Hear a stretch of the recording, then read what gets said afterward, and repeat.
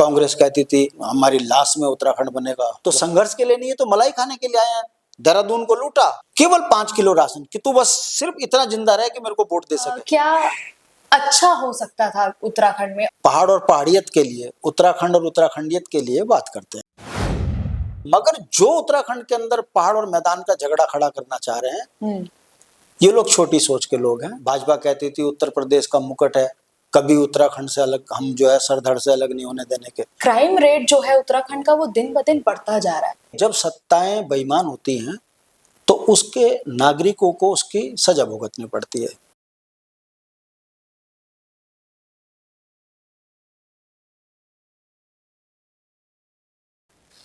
नमस्कार, मैं तुलसी और आप देख रहे हैं nation one unscripted.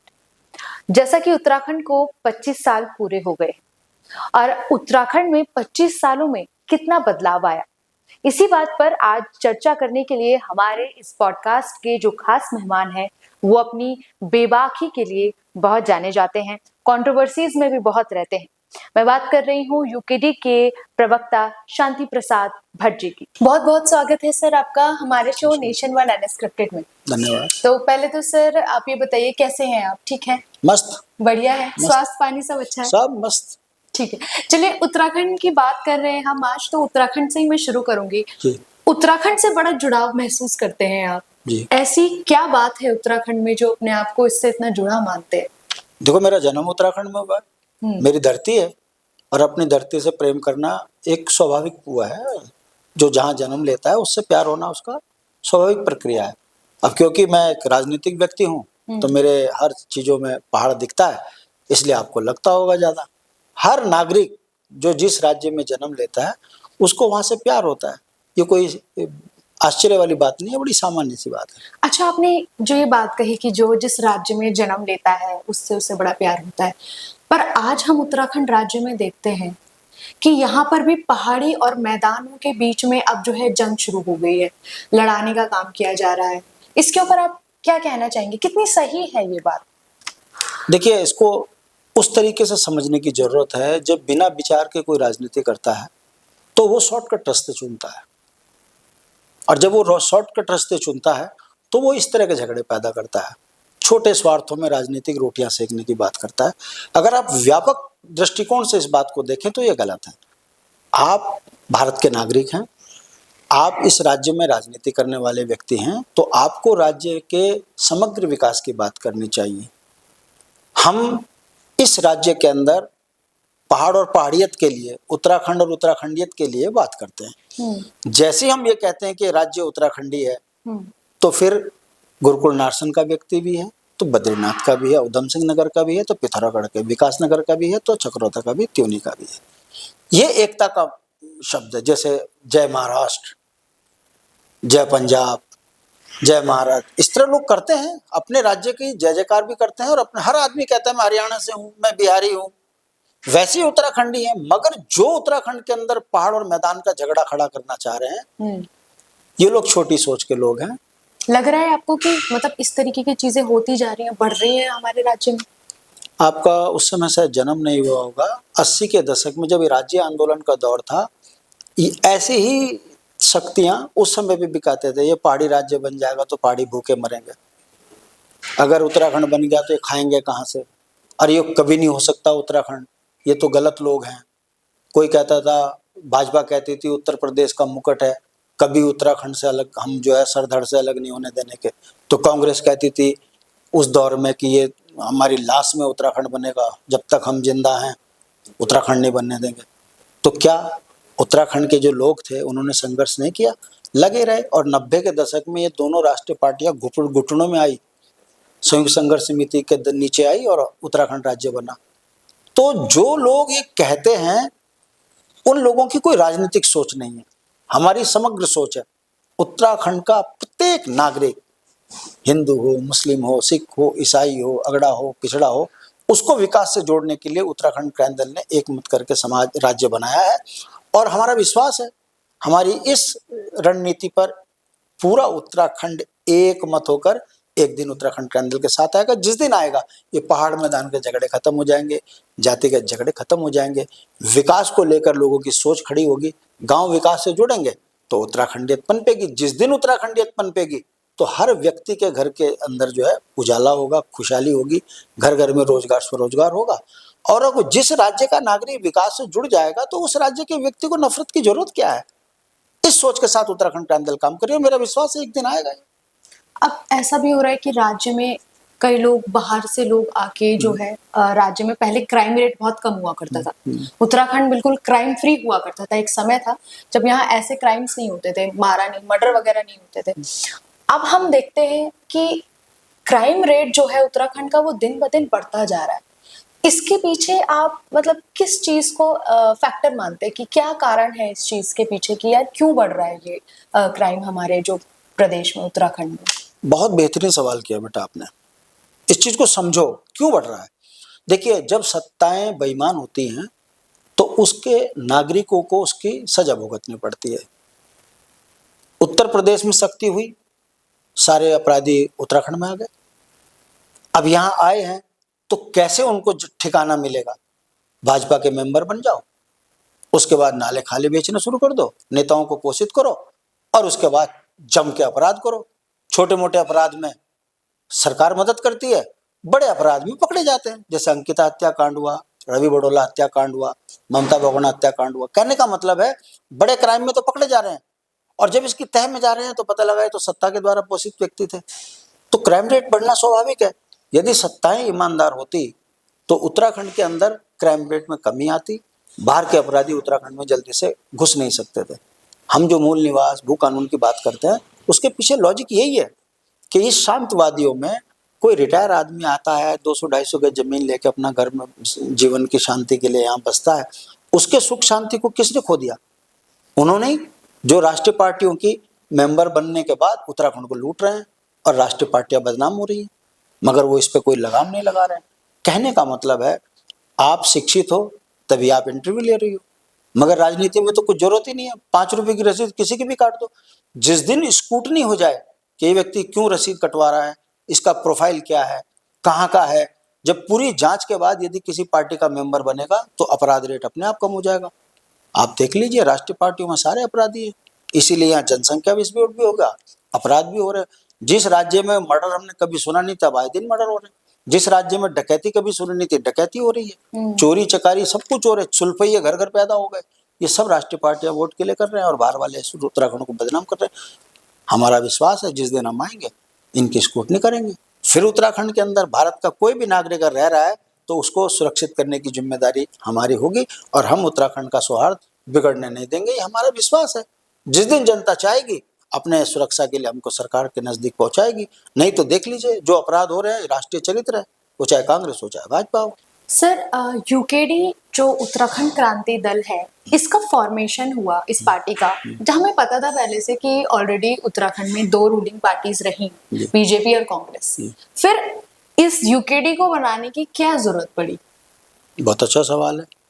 Uttar Pradesh एक बहुत विशाल राज्य था और हमारी जो भौगोलिक परिस्थिति है पहाड़ की, वो बिल्कुल डिफरेंट थी। हम विकास से पिछड़ रहे थे। देश की आज़ादी के कई वर्षों तक हमको विकास से दूर रहे। गांव में शिक्षा की व्यवस्थाएं ठीक नहीं थी, हमारे मूल संसाधनों पे कब्जे हो रहे थे। तो हमको लगा कि जब 1952 में जब इस देश के अंदर कई सल्तनतों का विलय हुआ, ऐसी टिहरी सल्तनत का जब विलय हुआ, उस समय पर भी ये आवाज़ उठी कि उत्तराखंड को जो है उत्तर प्रदेश से अलग राज्य बना देना चाहिए। मगर आवाज़ें उठती रही, कभी बना नहीं। 79 में उत्तराखंड क्रांति दल का एक संकल्प के साथ जन्म हुआ, जिसके संस्थापक खड़क सिंह बगड़वाल जी थे, हमारे दिवाकर भट्ट जी थे, बहुत से लोग थे, 53-54 लोग थे, जिन्होंने एक संकल्प के साथ उत्तराखंड क्रांति दल का जन्म लिया। और हमारा केवल एक उद्देश्य था, राज्य बनना चाहिए और एक ऐसा भूखंड जिसमें देव संस्कृति हो, शराब मुक्त हो, गांव विकास से जुड़े, पलायन रुके और अपने ही संसाधनों में हम जीने के लिए तैयार हों। मगर राज्य बनने के बाद आपने देखा होगा कि जितनी चीजों के लिए राज्य की परिकल्पना करी, 42 से ज्यादा शहादतें देने के बाद राज्य लिया, ठीक उसके विपरीत उत्तर प्रदेश के चरित्र की तरह उत्तराखंड की सरकारें चली और आज हम कर्ज की गर्त में डूब गए। जिस मूल अवधारणा के लिए राज्य मांगा था वो कहीं से कहीं तक पूरा होता हुआ नजर नहीं आ रहा है। इसलिए आज फिर उत्तराखंड के अंदर वही आवाजें उठ रही हैं जो नहीं उठनी चाहिए थी। ये दुर्भाग्य है। हमारा जन्म इस राज्य के लिए हुआ था और राज्य बनने के बाद उत्तराखंड क्रांति की जो कल्पना थी कि राज्य के अंदर अंतिम व्यक्ति सड़क, स्वास्थ्य, शिक्षा, बिजली, पानी, रोजगार, स्वरोजगार से जुड़ेगा तो वो पलायन नहीं करेगा। देखिए, पढ़ाई के लिए पलायन करता है, नौकरी के लिए पलायन करता है, देश रक्षा के लिए पलायन करता है, तो ये तो एक सार्थक पलायन है। मगर 5,000 रुपए की नौकरी के लिए यदि अपने राज्य से दूर बंबई, दिल्ली जाकर नौकरी कर रहा है, 10 लड़के एक कमरे में रह रहे हैं, ये तो जीवन नहीं है ना, नरक है। बिल्कुल। तो ऐसा पलायन का जो उत्तराखंड में 5 लाख से ज्यादा लोग केवल 2 जून की रोटी के लिए पलायन कर गए, ऐसे राज्य की तो हमने नहीं कल्पना करी थी। हमने कहा था कि 64 लाख लोगों का राज्य बनेगा तो उत्तराखंड में चौमुखी विकास होगा। आज 1 करोड़ 35 लाख हो गए। पहाड़ी मूल का व्यक्ति, जब मैं फिर कहता हूं पहाड़ी मूल का मतलब जो इस परिधि में रह रहा है, वो गुरुकुल नार्सन का व्यक्ति भी है, बद्रीनाथ का भी है। इस परिधि का व्यक्ति की जमीनें छिन गई, नौकरियां छिन गई, वो पलायन को मजबूर हैं। तो ये राज्य बना किसके लिए? चंद नेताओं को सत्ता भोगने के लिए? ऐसी परिकल्पना तो हमने नहीं करी थी। अनपढ़ जाहिल नेता करोड़ों के मालिक हो गए, ऐसे राज्य की हमने कल्पना नहीं करी थी। देवभूमि में शराब नहीं होनी चाहिए थी, घर घर शराब, हर घर शराब हो रहा है। हमारी पनबिजली परियोजनाओं में बाहर वालों के कब्जे हो गए, हमारे संसाधन बाहर वालों ने लूट लिए। तो ये जो सवाल है जिनको लेकर हम लड़े थे, वो अनसुलझे सवाल आज भी हैं। दोषी अगर कोई है तो वो राष्ट्रीय पार्टियां हैं। इन्होंने उत्तराखंड को केवल दोहन का एक संसाधन समझने वाला राज्य बना दिया है, इसलिए जम के लूट रहे हैं, बाहर वाले मजे ले रहे हैं। उत्तराखंड का मूल निवासी आज अपने आप को ठगा हुआ महसूस कर रहा है। अच्छा, यूकेडी जब इतने समय से है उत्तराखंड में, फिर ऐसी क्या ऐसा क्या कारण है कि अभी भी लोगों के बीच वो भरोसा नहीं जीत पा रही है, सरकार में मतलब सत्ता में नहीं आ पा रही है? ऐसी क्या चीज, एक कमी रह गई है पार्टी के अंदर? क्या लगता है आपको? ये जो सवाल आपने किया ना कि उत्तराखंड के अंदर क्यों सत्ता में नहीं आ पा रही, उसके पीछे हम आर्थिक रूप से कमजोर लोग हैं और सत्ताओं में पूंजीपतियों के पैसे से सत्ताएं लूटी जा रही हैं, तभी तो संसाधन हमारे बिक रहे हैं। मगर आप देख लीजिए, उस राज्य के अंदर लगभग 65-66 क्षेत्रीय दल हैं, बावजूद उसके यूकेडी है ना, तो मुद्दों पे आवाज उठ रही है। बाकी कोई दल उत्तराखंड में संघर्ष नहीं कर रहा है। चुनाव के टाइम पर दिग्भ्रमित करने के लिए राष्ट्रीय पार्टियों द्वारा पोषित कुछ क्षेत्रीय दल खड़े हो जाते हैं जनता को दिग्भ्रमित करने के लिए, मगर बुनियादी सवालों पर उत्तराखंड के अंदर आज भी लड़ रही है, जेल जा रही है, मुकदमे झेल रही है, संघर्ष कर रही है। तो आज हम जिंदा हैं तभी हम आपके बीच में बैठे हैं। अगर हम नहीं होते तो आप हमारा इंटरव्यू नहीं ले रहे होते। मतलब ये जो आपने बात कही ना, इससे मतलब मैं ये समझ पा रही हूँ कि आजकल जो पैसा है वो कितना इम्पोर्टेंट है किसी भी पॉलिटिकल पार्टी के लिए इलेक्शन जीतने के लिए। मतलब अगर कोई जमीनी स्तर पर काम करना चाहता है तो वो नहीं कर पा रहा है, पर जिसके पास बहुत पैसा है, जैसे आपने कहा कि हम आर्थिक रूप से इतने सक्षम नहीं है कि हम इलेक्शन में जा पाए, बट जिसके पास अच्छा खासा पैसा है वो इलेक्शन लड़ भी रहा है और जीत भी रहा है। बहुत सही सवाल किया आपने। देखिए, जब देश आजाद हुआ उस समय पर आपने देखा होगा कि बहुत मध्यम वर्गीय परिवार के नेता चुन के आए। लाल बहादुर शास्त्री जैसे चरित्र देखिए, रेल दुर्घटना हुई, छोड़ दिया पद। उसने कहा नहीं, मेरे रहते हुए रेल दुर्घटना होगी, मुझे नहीं रहना। ऐसे सैकड़ों आपको नेता मिलेंगे। मगर अभी वर्तमान में जो दौर चल रहा है, 10-10 मुकदमे लगे हुए हत्या के, बलात्कारों के मुकदमों में घिरे हुए हैं और पार्टियां उन्हें टिकट दे रही है और मजे के बाद वो जीत भी रहे हैं। तो कारण मतलब ऑडियंस जो हमारी जनता है वो अब आंखों पर पट्टी बांध चुकी है, या क्या उनका ऐसा क्या मतलब दिमागी स्थिति कैसी हो गई है कि वो सिर्फ भाजपा के नाम पर वोट दे रहे हैं या फिर मोदी के नाम पर वोट दे रहे हैं? देखिए, ये दौर है, ये दौर है। अभी आप मेरा इंटरव्यू चला रही हो तो जनता देखेगी, कुछ प्रतिशत लोगों पे प्रभाव पड़ेगा, मगर कोई दिखाए ना दिन भर मोदी मोदी, दिन भर धामी धामी, तो जो बेचारी जनता है वो भ्रमित हो जाती है। आप जैसे चैनल हैं जो जनता के दर्द को दिखा रहे हैं, तो जनता को समझ में आ रहा है, धीरे धीरे परिवर्तन की लहर आ रही है। मेरा मानना है ये दौर है, इस दौर में पूंजीवाद हावी है, पार्टीवाद हावी है। कह रहे हैं कि वो लहर, मोदी लहर कहते हैं हम जिसे, हाँ। तो वो मोदी लहर अब क्या लग रहा है आपको, चलती ही रहेगी या कभी खत्म नहीं होगी क्या ये मोदी लहर? आपको पता होना चाहिए 2014 में मोदी जी संघर्ष करके आए और उसके बाद मोदी जी ने तमाम चैनल बड़े बड़े उद्योगपतियों से खरीदवा लिए। इस समय 24 चैनल बड़े बड़े राष्ट्रीय पार्टियों के उद्योगपतियों के हैं और वो रात दिन मोदी मोदी करते हैं। तो गांव का व्यक्ति तो बेचारा समझ ही नहीं पाता। गांव का व्यक्ति को लगता है कि हमारे विकास की बात कर रहे हैं, मगर देखिए बड़े बड़े उद्योग किनको मिल रहे, बड़े बड़े पूंजीपतियों को, बड़े बड़े कॉन्ट्रैक्ट किनको मिल रहे, बड़े बड़े पूंजीपतियों को। और मोदी जी क्या दे रहे, आम जनता को 5 किलो राशन, कि तो जी बस इससे ज्यादा कुछ ना हो। घर में 5,000 10,000 रुपए राशन के लिए चाहिए, वो नहीं दे रहे, केवल 5 किलो राशन, कि तू बस सिर्फ इतना जिंदा रहे कि मेरे को वोट दे सके। अब हम धीरे धीरे जनता को समझा रहे हैं। अब मोदी जी की इतनी बुरी आदत हो गई कि अब बताइए 10-10 हजार रुपए महिलाओं को ये कहकर दिए जा रहे हैं कि वोट दो, और वो भी ठीक आचार संहिता के समय। तो ये क्या है, ये सत्ता का दुरुपयोग है, गुंडागर्दी है, लोकतंत्र पर हमला है। आप जैसे चैनल दिखा रहे हैं, हमारी बातें जनता तक जा रही है, जनता समझ भी रही है कि हमको 5 किलो राशन, तुम्हारे बच्चे विधायक, तुम्हें पेंशन, तुम्हारे को बड़ी बड़ी मोटी मोटी रकमें, तुम बड़े बड़े उद्योगपतियों के दम पर जनता को दिग्भ्रमित कर रहे हो। अब धीरे धीरे लोगों की समझ में आ रहा है। मुझे लगता है कि आने वाला टाइम फिर मुद्दों पर आधारित होगा। जो लोग जो सड़क पे संघर्ष करके आएगा उसको जनता जिताएगी। ये दौर इस समय पूंजीपतियों का और पार्टियों का है। ये दौर धीरे धीरे खत्म हो रहा है। फिर संघर्ष से निकलेंगे नेता, बड़े बड़े नेता निकले हैं। कर्पूरी ठाकुर है जैसे नेता उत्तराखंड में की जनता ने देखा है, इंद्रमणि बडोनी जैसे लोगों को, फकीर जिसने 3 बार की विधायकी जो छोड़कर पैदल चला और पूरे उत्तराखंड को एक मत कर दिया, क्या हिंदू क्या मुस्लिम। आपको जो जानकारी नहीं होगी, इस राज्य के लिए सादत देने वाला सलीम भी था तो सरदार सुखबिंदर भी था। कैसा पूरा समाज एक हो गया था एक मात्र गांधी के पीछे। इंटरनेशनल मुद्दा बना इंद्रमणि बडोनी ने जब कहा कि मैं राजनीति छोड़ता हूं, राज्य नहीं तो चुनाव नहीं, कहकर उन्होंने एक संदेश दिया कि लोकतंत्र में संघर्ष को स्वीकारेंगे मगर हम सत्ता के नजदीक नहीं जाएंगे, और राज्य बना।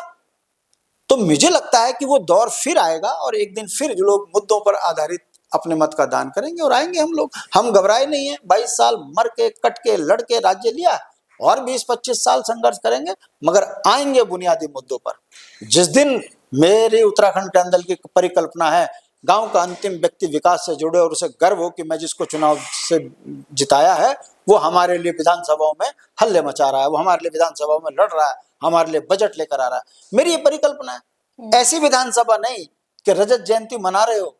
कितने शर्म की बात है कि 25 साल में रजत जयंती के समय पर सरकारों को अपनी उपलब्धि बतानी चाहिए थी। कांग्रेस को 10 साल की, भाजपा को 15 साल की। क्या हुआ, हम पानी में जहर मिला देंगे, मार देंगे मैदान के लोगों को, हम पानी रोक देंगे। एक कह रहा है कि जो मैदान के लोग जो है हम तो तुम्हें छाती पर अपनी झेल रहे हैं, मतलब जीतते हो पहाड़ से, रहते हो मैदान में।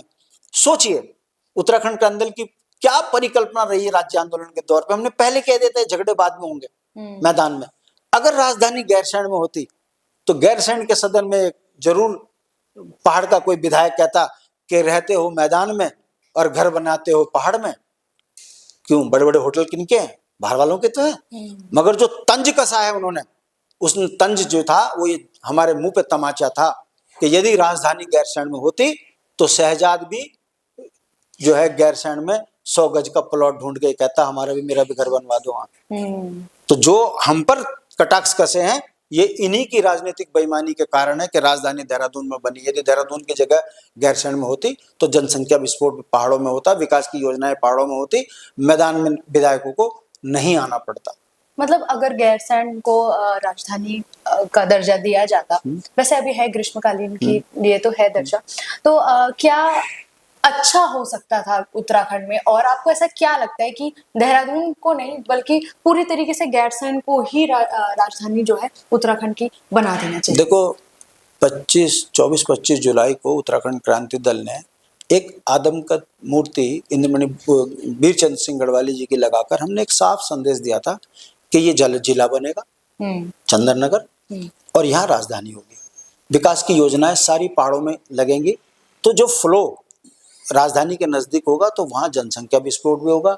सीमाएं खाली हो रही हैं, गांव खाली हो रहे हैं, सेना का मनोबल टूटता है जब कोई मानव सीमा में नहीं दिखता। तो हमको सीमाओं को सुरक्षित करने के लिए पहाड़ के मध्य राजधानी बनाना बहुत नितांत आवश्यक था।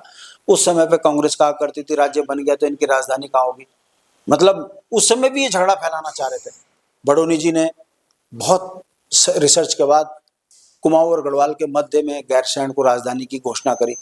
आज अगर राजधानी की घोषणा होती तो ये 1,35,00,000 की जो जनसंख्या यहाँ विस्फोट हुआ है ये ना होता, क्योंकि जो सत्ता के लुटेरे हैं वो गैरसैंण में नहीं पहुंचते, गैरसैंण में मूल जाता मूल का जब हम कहते हैं तो गैरसैंण में गुरुकुल नारसन का व्यक्ति भी जाता और पहाड़ का भी जाता, मगर बिहार का आदमी वहां जाने से कतराता क्योंकि वहां उसको संघर्ष करना पड़ता रहने के लिए। तो संघर्ष के लिए नहीं है तो मलाई खाने के लिए आए हैं। देहरादून को लूटा, आशा रोडी पार करी और भाग गए। तो क्राइम रेट कम होता, जनसंख्या विस्फोट ना होता, जनसंख्या पहाड़ों में बढ़ती, मनी का फ्लो पहाड़ों में होता, सड़कें अच्छी होती, शिक्षा की व्यवस्था अच्छी होती, स्वास्थ्य की व्यवस्था अच्छी होती, एम्स पहाड़ में बनता। तो पहाड़ का विकास हो, जिस मूल अवधारणा के लिए राज्य मांगा था उस पर काम होता ना। ठीक इसके विपरीत हुआ, इसलिए आज भी उत्तराखंड में आंदोलन हो रहे हैं। ये तो आंदोलन और धरने का प्रदेश बन के रह गया। बताइए, संविदा कर्मचारी धरना दे रहे, स्वास्थ्य के लिए महिलाएं धरना दे रही हैं, शिक्षा के लिए, पानी के लिए पहाड़ों में आंदोलन हो रहे। आज भी 70-75 जगह पर लोग हाय हाय हाय हाय कर रहे, दामी मुर्दाबाद कर रहे। मगर दामी है कि उसको पता है कि मैंने तो चुनाव ईवीएम से जीतना है। दामी को तो पता है कि मैंने पूंजीपतियों के पैसे से मैंने जो है सत्ता लूटनी है, इसलिए वो सुन ही नहीं रहे किसी की। लोकतंत्र में मैंने भी वो दौर देखा है कि अगर हम धरने पे बैठे हैं तो डीएम तुरंत आके हाथ जोड़ के खड़ा हो जाता था कि आप धरने से उठिए, आपकी मांग मान ली जाएगी। 24 घंटे धरना चलता था तो डीएम क्या, विधायक आ जाता था, सरकार आ जाती थी और बात को मनवा लिया जाता था और काम हो जाते थे। आज तुम मरते रहो सड़कों पे, रोज भूख हड़ताल कर रहे, मर रहे लोग, फांसी खा रहे, मगर सरकार को फर्क नहीं पड़ रहा। इतनी निर्लज्ज सरकार बन चुकी है। कारण क्योंकि इन्हें पता है कि हमें वोट लूटना आता है, इन्हें पता है कि हमको कैसे चुनाव जीतना है, इन्हें पता है कि उत्तराखंड के लिए हम कैसे खतरा बनेंगे। इसीलिए तो जनता की सुन नहीं रही, इसलिए उत्तराखंड में आए बराए त्राइमाम हो रहा है। हमारा विश्वास है सब कुछ ठीक होगा एक दिन जरूर। अच्छा, ईवीएम की आपने एक बात कही कि इनको पता है कि ईवीएम से कैसे जीता जाएगा चुनाव। क्या इसके ऊपर थोड़ा सा खुल के बात करेंगे? मतलब ईवीएम से क्या मतलब आपका बोलने का था कि ईवीएम से ही चाहते हैं कि क्या, मतलब वोट चोरी से आपका मतलब नहीं है क्या? आप मुझे एक बात बता दीजिए, बिहार में 7 करोड़ 42 लाख वोट की बात कर रहे हैं, चुनाव आयोग ने कहा, फिर 7,45,000 हो गए, 3 लाख वोट कैसे बढ़ गए? कैसे बढ़ गए? खुद सरकार कह रही है कि इतना वोट पड़ा और कह रही है कि 65% वोट पड़ा। क्या दिख नहीं रहा है? फिर दूसरा, इसे भी छोड़िए, चलो हम कह रहे तुम सही है, लोकतंत्र प्रणाली में जीत रहे हम, जी रहे हैं। लोकतंत्र में जनता की आवाज है कि आप ईवीएम से हटाकर बैलेट पर चुनाव कराइए। क्या दिक्कत आ रही है आपको? अगर आप ऑनेस्ट है तो कराओ। अगर आप कहते हो कि इसमें समय खराब होता है तो आप ये बताइए, 1-1 महीने चुनाव कराते हो आप, 6-6 चरणों में, 4-4 चरणों में, तब समय खराब नहीं हो रहा? लोकतंत्र में जब जनता के मन में शक आ गया है कि ईवीएम से चोरी हो रही है, खत्म करो, बैलेट पे आइए। क्यों नहीं आ रहे? जब आप विपक्ष में थे तब आप ईवीएम पर चोरी के 50 आरोप लगाते थे और आज आप ईवीएम पे ऐसे चिपटे हुए हो कि आप मानने को तैयार नहीं हो। इसका मतलब कहीं ना कहीं गड़बड़ है। लोकतंत्र में जनमत जो कहे उस पर चलना चाहिए। हठधर्मिता बताती है कि कहीं ना कहीं गड़बड़ है। अच्छा चलिए, आपने उत्तराखंड को पहले से और अब तक बनते हुए देखा है, धीरे धीरे, छोटे से और बड़े तक। बिल्कुल 25 साल हो गए, हमने रजत जयंती भी मना ली, सब कुछ हो गया।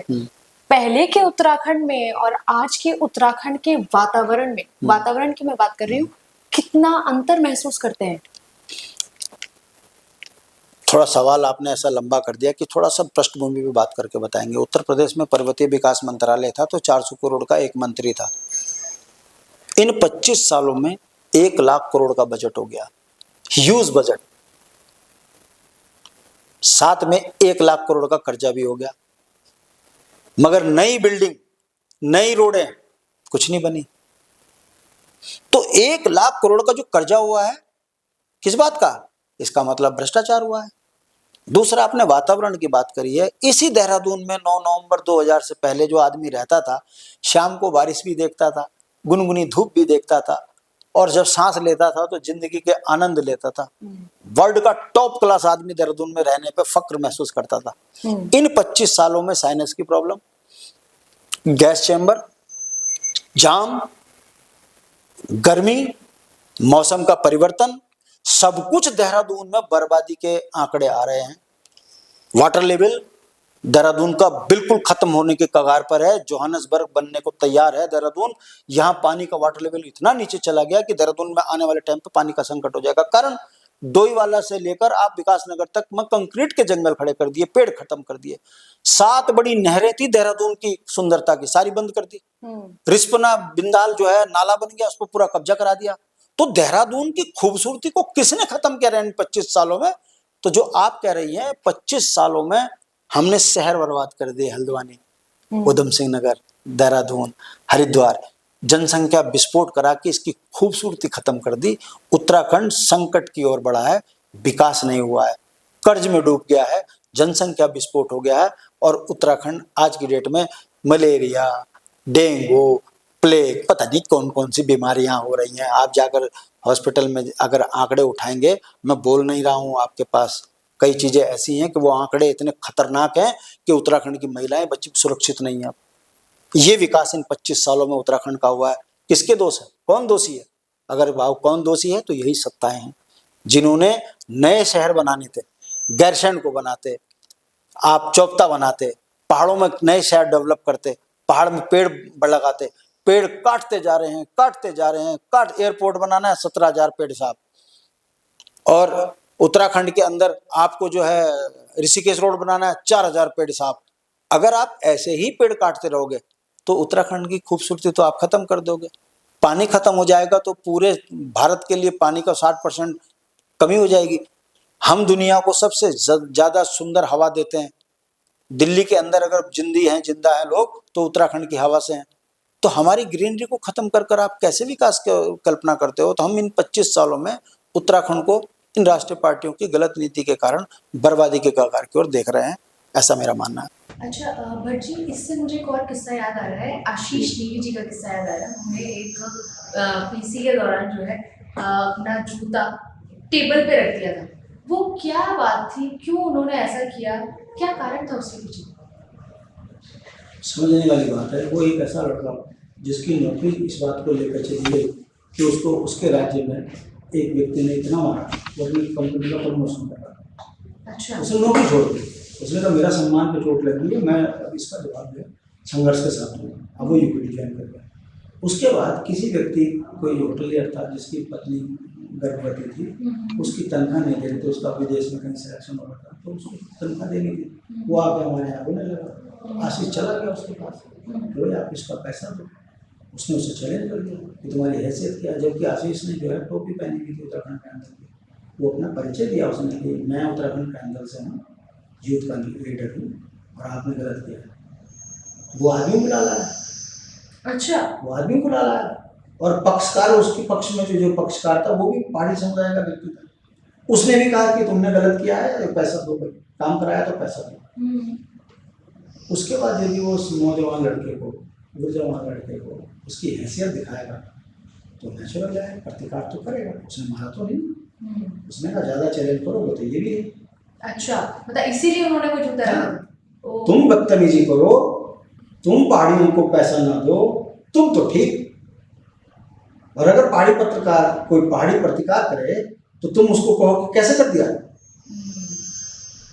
बताइए आपको बच्चों के साथ ऐसा तो नहीं करना चाहिए था। आप तो समझदार व्यक्ति थे।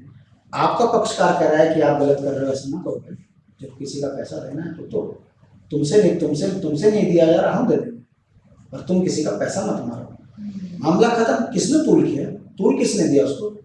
खुद अपराध किया, खुद पुलिस को पैसा दे रहे हो, खुद उत्तराखंड के अंदर को बदनाम करने के लिए घुमा रहे हो कि उन्होंने जो है जूता दिखाया।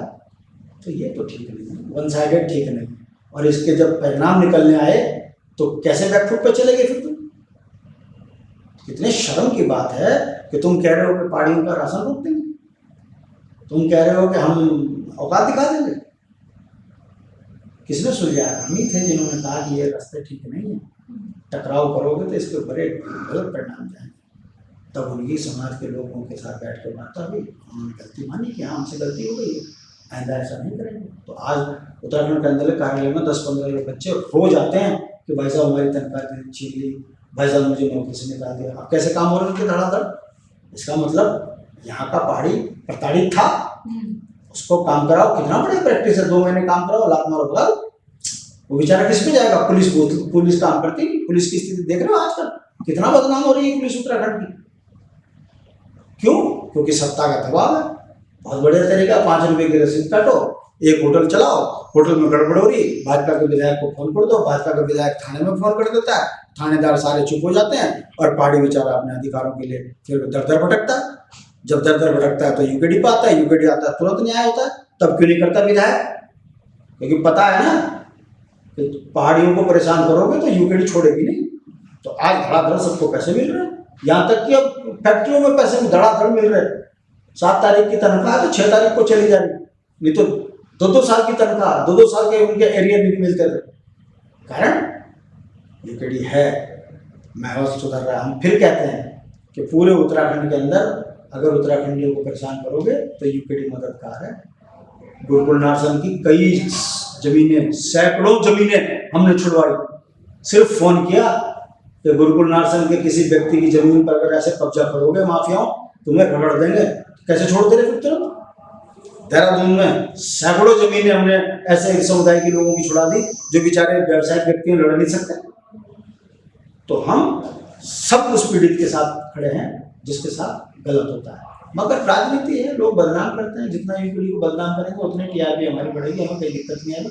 गुरुकुल नार्सन का भी पहाड़ी है तो बद्रीनाथ का भी पहाड़ी है। पीड़ित होते हैं तो हमारे पास आते हैं, जब हमारे पास आते हैं तो न्याय मिलता है। इसलिए आशीष ने सही किया, कोई गलत नहीं किया। गलती उसकी थी, शुरुआत उसने करी, उसने प्रतिकार करा, मामला खत्म। अच्छा, आशीष जी ने ठीक किया। चलिए, ये तो आज हमें पता लग गया कि एक्चुअल में क्या बात थी। मैं आपसे पूछ रहा हूँ बेटी, अगर आपको कोई परेशान करेगा आप क्या करोगी? प्रतिकार करोगी? और अगर आप प्रतिकार कर रहे हो, मैं रात दिन चल रहा हूँ बेकार लड़की, तो कैसे लगेगा आपको? मूल पूछना चाहिए कि क्यों ऐसी घटना हुई, तब आपको तारीफ होनी चाहिए। मगर आपकी तारीफ की जगह अगर कोई आपको गलत बोलेगा तो बुरा लगता है। वन साइडेड नहीं चलना चाहिए बस। अच्छा, अब बॉबी पवार जी पे मैं आना चाहूंगी कि पहले काफी आप लोग उनके सपोर्ट में थे, सब कुछ अच्छा था, फिर आज तक अभी तक क्यों उन्होंने यूकेडी ज्वाइन की, जबकि इतने ऐसे नेता हैं मतलब पॉलिटिक्स में आए गए हैं और काफी एक्टिव भी रहते हैं, बट स्टिल या तो वो अपनी कोई अलग पार्टी बनाते थे या कुछ ऐसा करते, बट उन्होंने यूकेडी को भी ज्वाइन नहीं किया। क्या मतलब ऐसा कारण है? स्टार्टिंग में तो हमने देखा कि एक है, बट अब देखते आ रहे हैं कि स्प्लिट हो गए, मतलब अलग अलग हो गए। क्यों ऐसा, मतलब क्या बात हो गई ऐसी? बेटा आपसे पूछ रहा हूँ, आपको अगर यहाँ कुछ न दिख रही तो आप यहाँ पर एंकर बनिए। कल आप छोड़ के चले जाओगे तो कोई रोक सकता? उसी तरीके से बॉबी पवार जब एकता बिहार में 10 लड़कों के साथ बैठता था तो शांति प्रसाद बैठ के उसके बगल में उसका मनोबल बढ़ाता था कि बेटा तुम फ्यूचर हो, तुम इतने बच्चों की लड़ाई लड़ रहे हो, आगे बढ़ो आगे बढ़ो। उसको हमने हर तरफ से सपोर्ट करी, यहाँ तक कि लोकसभा में भी उसको कहा कि नहीं हमने लड़ा कि तुम निर्दलीय लड़ना चाहते हो तो निर्दलीय ही लड़ो। हमने उसे कहा कि तुम जिस रास्ते जा रहे हो ये रास्ता ठीक नहीं है, वैचारिक रूप से आप रीजनलिज्म पर आइए, उत्तराखंड का अंदर ज्वाइन कीजिए। उसने कसम खाई कि मैं हारूं जीतूं मैं यूकेडी में आऊँगा। अब नहीं ज्वाइन किया तो हम क्या करें? अब हमारी गलती बताइए। हमने तो उसके लिए आंसू तक गिराए। जब उसकी मदर हमारे कार्यालय में आई थी, तुम्हारे को मैं फुटेज दिखा दूंगा, यूट्यूब में ढूंढ लेना। जब मैंने उसकी माँ को देखा तो मेरे मन में ये भाव आया, मैंने कहा जब इसका बेटा जेल गया होगा, बाहर की औरत है, वर्दी पुलिस की वर्दी देख कर डर जाते हैं। जो महिला पुलिस की वर्दी देख कर डर जाती होगी, उसका एक लड़का जवान जेल चला गया, उस पर 307 हत्या के मुकदमे लग रहे, इरादे थे कत्ल के मुकदमे लग रहे, गंभीर धाराओं के मुकदमे लग रहे। उस माँ को अगर ये पता लगा हो तो बेचारी कितनी घबराई होगी, गरीब महिला। जैसे मुझे ध्यान आया तो मुझे अपना भी परिवार अपनी माँ भी ध्यान आई। आंसू ऐसे तो नहीं निकलते, जब आदमी किसी से कनेक्ट करता है तो मैं रो पड़ा। मुझे ये लगा, मैंने कहा यार इस महिला का कितना मनोबल टूटा होगा उस टाइम पर, और आज ये कितना खुश हो रही है कि एक पार्टी इस लड़के इस बच्चे को गोद में लिए घूम रही है, ये लड़का कल सांसद बनेगा तो इसकी माँ को कितना गर्व होगा। मेरे आंसू छलक गए। और ठीक चुनाव के बाद उसी बेटे ने जो है हमारे साथ धोखा कर दिया, हमें छोड़ के भाग गया। तो ये तो सवाल आप उससे पूछो कि क्यों तो यूकेडी में आए और क्यों छोड़ के भागे, कौन गलत है? आशीष नेगी हमारी पाठशाला से, मोहित डिमरी हमारी पाठशाला से, कल कोई भाग जाएगा तो क्या कर सकते हो आप किसी का? आज आशीष नेगी पूरे उत्तराखंड के अंदर छा रखा है। क्यों छाया है? क्योंकि बुनियादी मुद्दों पे काम कर रहा है और उत्तराखंड के अंदर के नेताओं की बात कर रहा है और मुद्दों की बात कर रहा है। लोगों को अच्छा लग रहा है, उसका नाम हो गया। ऐसी बॉबी पवार का था, ऐसी मोहित डिमरी का था, मगर अब जब से वो हटे हैं आप देख लीजिए नेपथ्य में।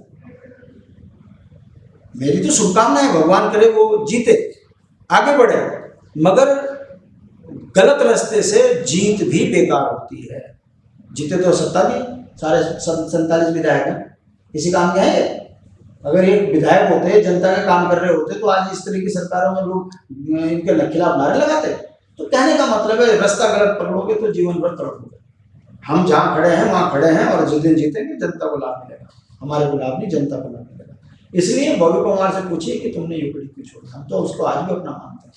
अच्छा चलिए, ये तो राजनीति की बात रही। एक राजनेता से हटकर शांति प्रसाद भट्ट जो एक आम आदमी है, मैं उनसे पूछना चाहूंगी ये सवाल कि राजनीति तो होती रहती है, पर क्या राजनीति के बाहर आकर आपके दूसरी पार्टीज के साथ, या मतलब दूसरे जो राजनेता होते हैं कोई भी पार्टी के, उनके साथ टर्म्स कैसे रहते हैं? मतलब आपके अच्छे मित्र हैं, बातचीत होती है, अच्छे टर्म्स पे बातचीत होती है, ऐसा होता है आपके साथ? बिल्कुल, मैं देवभूमि का नागरिक हूँ, और मैं इस मर्यादा को हमेशा ध्यान रखता हूँ कि विपक्षी सिर्फ वैचारिक रूप से हमारे द्वंद हो सकते हैं। यदि बुजुर्ग हैं तो मैं पैर छूता हूँ, सम्मान पूरा करता हूँ, पर जैसे ही मंच पे आता हूँ तो फिर मेरी अपनी तेवर मेरे हो ही रहता है। उसके पीछे कारण है, पीड़ा है मेरी। हमने इस राज्य के लिए सब कुछ खोया है, और जब हम उन्हें झूठ बोलते हुए देखते हैं तो एक नफरत सी आती है कि देवभूमि के नागरिक का ये चरित्र तो नहीं हो सकता। सुबह कांग्रेस में, शाम को भाजपा में, सुबह सोनिया गांधी जिंदाबाद, शाम को अटल बिहारी जिंदाबाद, नहीं चलेगा ना। गांव का व्यक्ति जिसके लिए तुम्हें वोट दिया है उसको तो रोटी नहीं मिली, और तुम अपनी तनख्वाहें बढ़वाई जा रहे हो विधानसभा के अंदर। इसलिए मेरे अंदर आक्रोश दिखता है ऐसी झूठी राजनीति में। इसलिए आपको लगता होगा कि मेरे संबंध जो है कैसे हो गए। व्यक्तिगत रूप से मेरा सबके साथ बहुत अच्छा संबंध है। वो खुद तारीफ करते हैं कि बहुत अच्छा लगता है जब तू बोलता है। हम तो अपनी पार्टी में बंधे हुए हैं, बोल नहीं सकते, पर तेरे मार्फत से हम अपनी बात को समझा लेते हैं लोगों को। अच्छा, किन किन लोगों के साथ अच्छे मतलब? सबके साथ, मेरा किसी के साथ संबंध खराब नहीं, सब मेरे अपने हैं। और मैं खुल के कहता हूँ। एक मंच पर अभी मेरे हरीश रावत जी बगल में बैठे थे, मैंने मुंह पे कहा, भरी पब्लिक में कहा कि मैं इनको फॉलो करता हूँ। ये व्यक्ति चाहे सुबह चुनाव हारा, शाम को फिर जनता के बीच में संघर्ष कर रहा है। पहला मुख्यमंत्री है जो चुनाव ही नहीं जीता कभी। देखिए विधायक का चुनाव कब जीता, हारता जाता है, अपमानित हो रहा है, उसके बावजूद भी सड़क पे संघर्ष कर रहा है। तो मैं क्यों ना कहूं उसकी तारीफ? अरे विरोध किस बात का है कि हरीश रावत जी तुम मुख्यमंत्री थे, राजधानी के अड़चन क्यों नहीं बनी? गांव से पलायन क्यों नहीं रुका? एम्स ऊपर क्यों नहीं चढ़ा? सारी योजनाएं देहरादून में क्यों, पहाड़ में क्यों नहीं? वो हमारे उनके साथ में वैचारिक बातें हैं। व्यक्तिगत रूप से तो मेरे बुजुर्ग है भाई, मेरे लिए तो बहुत 85-80 साल का व्यक्ति इतना संघर्ष कर रहा है, सीखना चाहिए। हम तो 4 दिन में घुटने टेकने की स्थिति में आ जाते हैं बिना पैसे के। वो हरीश रावत ने उस दौर में गरीब के घर से निकला हुआ व्यक्ति कितना संघर्ष किया होगा। अब मैं हरीश रावत की तारीफ कर रहा हूँ, कल आप छापने लग जाओ हरीश रावत कांग्रेस की ओर जाने की तैयारी, तो ये तो दुर्भाग्य ना हमारा। मेरा कहने का मतलब है, अभी गणेश गोदियाल आया, बहुत बढ़िया लड़का, मगर आना मुद्दों में आना मेरे सामने, ना तुम्हारी राजनीतिक हैसियत तुम्हें बता दी। तो कहने का मतलब है हम संबंध खराब नहीं कर सकते किसी के साथ, सब अपने लोग हैं, पहाड़ी हैं, सब उत्तराखंडी, मगर चरित्र में राजनीति होगी तो फिर उसका जवाब दिया। मतलब शाम को चाय की बैठक पे तो जरूर बैठते हैं साथ में? ऐसा नौबत तो नहीं आती कभी कि हम साथ में बैठे, मगर बैठे कहीं शादी ब्याह में मिल जाते हैं। अच्छा। तो बड़ी सम्मान के साथ एक दूसरे की रिस्पेक्ट करते हैं। मगर जब राजनीति होती है तो वहाँ भी कोई हाल होता है कि तुमने जो है धोखा दिया उत्तराखंड। चलिए शांति प्रसाद भट्ट जी, अब हम इस पॉडकास्ट को थोड़ा सा वाइंड अप करते हैं। लास्ट में आपके साथ एक रैपिड फायर राउंड खेलने वाली हूँ, जिसमें मैं आपको कुछ नाम दूंगी और आपको उन्हें हैशटैग देना है। मतलब जो भी आपके मन में उनके लिए फर्स्ट थॉट आता है, आपने 1 वर्ड में वो बताना है, ठीक है? तो मैं इसको स्टार्ट कर रही हूँ। तो सबसे पहले नाम है गणेश गोदियाल जी का। कैसे तो ऑनेस्ट? हरीश रावत जी। शातिर राजनीति में सीएम धामी। कोई चरित्र नहीं। आशीष नेगी। सॉलिड। बॉबी पवार। कंफ्यूज। हरक सिंह रावत जी। पलटू। ठीक है। कर्नल कोटियाल जी। बिना विचार का फौजी। प्रेमचंद्र अग्रवाल जी। लुटेरा। ठीक है। अब थोड़ा सा मैं इसको चेंज करना चाहूँगी। अब मैं आपसे पूछूंगी कि आप बताइए आपकी सबसे फेवरेट पहाड़ी डिश कौन सी है? सबसे फेवरेट पहाड़ी डिश कौन सी है? पिछली उड़द दाल और गोथ और ग्वादर रोटी, अच्छा, और चटनी साथ में लगी हो तो और बढ़िया। क्या बात है। और सबसे ज्यादा उत्तराखंड में, वैसे तो आप पूरा उत्तराखंड है, बहुत खूबसूरत है, पर ऐसी कौन सी जगह होगी उत्तराखंड की जहाँ पर आप अपना मतलब पूरी जिंदगी बिताना चाहेंगे, पूरी लाइफ टाइम? उत्तराखंड में ऐसी कौन सी प्लेस होगी? आर्थिक स्वतंत्रता हो तो मैं अपने गांव में बहुत अच्छा हूँ। ठीक है। और आपसे पूछना ही चाहूँगी कि अब जैसी स्थिति उत्तराखंड की हो गई है, 3 शब्दों में उत्तराखंड को आप बताइए कि क्या है अभी फिलहाल उत्तराखंड की स्टेट? उम्मीद बहुत है, नेक्स्ट। बहुत कुछ करने की जरूरत है, उम्मीद बहुत है, सुधार होगा मेरा विश्वास है, और बहुत जल्दी ये सुधार कोई करेगा तो वो क्षेत्रीय दल करेगा। ठीक है, एक लास्ट मैसेज अपनी साइड से जो आप हमारी ऑडियंस को, उत्तराखंड की जनता को और यूथ को देना चाहोगे? मैं सिर्फ यही मैसेज देना चाहूँगा, शिक्षित होकर यदि रोजगार नहीं मिल रहा अपने घर में, दोषी कौन? खुद आप अपने उसमें आत्मचिंतन और मंथन करें। गांव खाली हैं फिर भी अगर राष्ट्रीय पार्टियों को वोट पड़ रहा है तो आप स्वयं अपने में मंथन करें, दोषी कौन है? हम तो संघर्ष के साथी हैं, वैचारिक रूप से लड़ ही रहे हैं। धर्म, जाति, पहाड़, मैदान, यदि इससे आपका विकास होता है तो फिर आपने जो 25 साल किया आपको उस मुबारक। और यदि मानव विकास को विकास से जोड़ना है तो गांव को विकास से जोड़ना है, जंगली जानवरों से निजात पानी है, और अंतिम व्यक्ति सरकार की विकास की योजनाओं का लाभान्वित होते हुए देखना चाहते हैं, तो आओ मिलकर उत्तराखंड को चमन बनाएं, क्षेत्रीय दल को आगे करें। तो ये थे हमारे साथ उत्तराखंड क्रांति दल के प्रवक्ता शांति प्रसाद भट्ट जी, जिनसे आज हमने काफी सारी बातें करी, और आज भी उन्होंने बड़ी बेबाकी से हमारे इस पॉडकास्ट में अपनी बातें रखी। इन 25 सालों में उत्तराखंड कितना बदल गया है, आपके हिसाब से ये हमें कमेंट्स कर जरूर बताना। अगली बार फिर मुलाकात होगी एक नई पर्सनैलिटी के साथ। तब तक देखते रहिए नेशन वन अनस्क्रिप्टेड।